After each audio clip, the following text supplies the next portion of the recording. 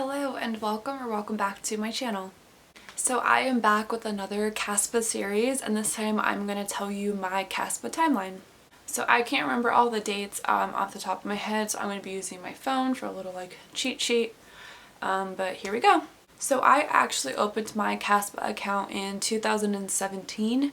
My pre-PA club had a little CASPA workshop, so I opened it then and I started including everything, putting all my personal information, a lot of it's first demographic type of stuff.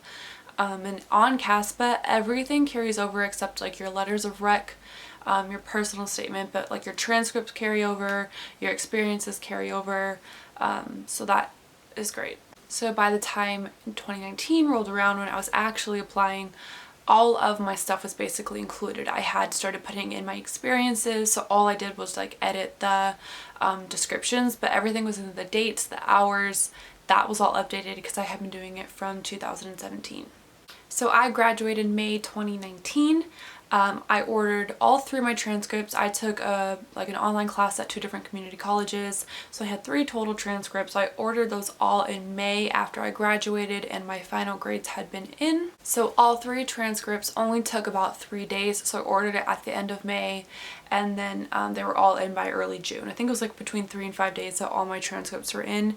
But I would put yours in early just in case you do want to apply really early, because sometimes that gets backed up and it could take up to 2 weeks. This is 2 to 4 weeks, but they do that to kind of scare you. So I sent my letter of rec writers, I told them ahead of time, but I sent them the letter early. I think I sent it out in May, and I told them, I think I sent actually in April when it opened, and then I told them that late June, early July was my deadline, but preferably in June, and all but one got it done in June. But you can actually apply to schools with only 2 letters of rec, even if they required 3. I know it depends on some schools and how it works out, but I applied to my first schools actually with only 2 letters of rec in, and it worked out fine. So I applied to Touro, California and Samuel Merritt around June 14-ish.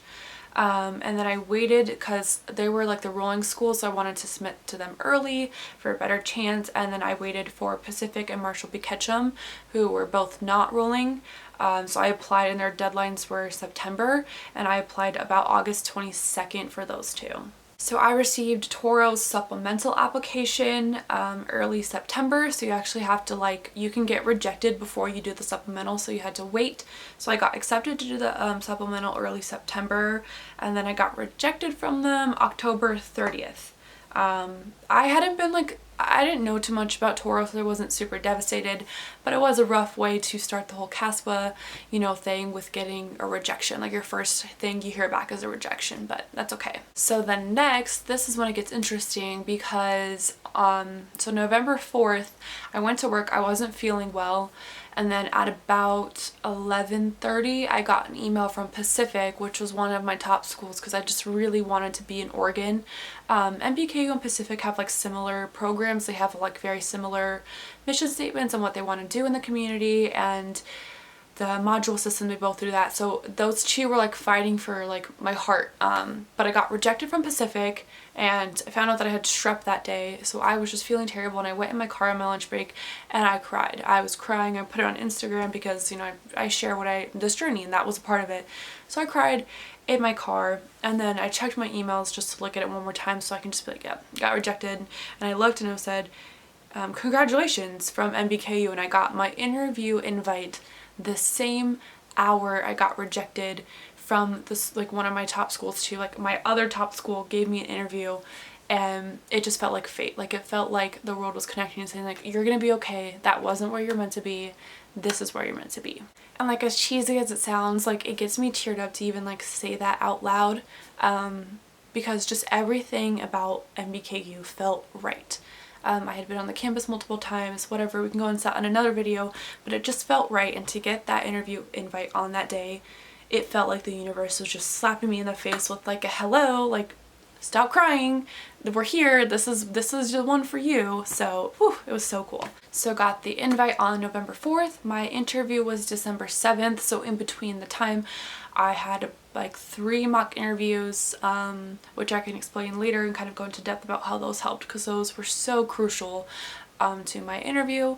Then I had the interview on December 7th, and then I got to the phone call that I was accepted on December 10th, so not too long after, so it wasn't too long of a wait.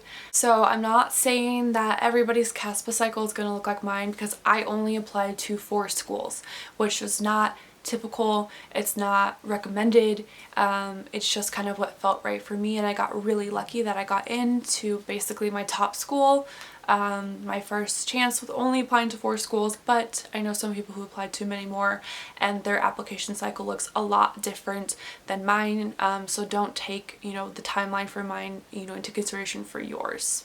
You can take it into consideration, but don't think like, oh, she got her supplemental, invite September 20th, why didn't I get it yet? Because a lot of schools go through some technical difficulties, or there's like a lot more applications than they expected, so sometimes you get something a little bit later or a little bit earlier than somebody else does, and it doesn't necessarily mean that you're going to get rejected or accepted. It's just sometimes how the process works, that the timing is a little bit different for everybody. And I still haven't heard back from Samuel Merritt, which is fine. I'm going to withdraw. I just keep forgetting to withdraw, but they haven't sent out, or at least I don't know if they've sent out interviews. I haven't gotten one, so I'm not taking a spot from somebody, but I will be doing that now, like probably after this video. But yep, I have put my deposit down. I've done the whole matriculation thing, like the little form for MBKU, so I am set. That is 100% where I will be starting PA school this August, this year, because it's 2020 now, which is absolutely crazy. But yep, I will be starting PA school this year. But yeah, that is my CASPA timeline. If you have any questions about the schools I applied to or anything else about CASPA, you know where to find me, either on this page or on my Instagram at whitecoatchasing. Thank you for watching, and I hope you have a great day. Bye.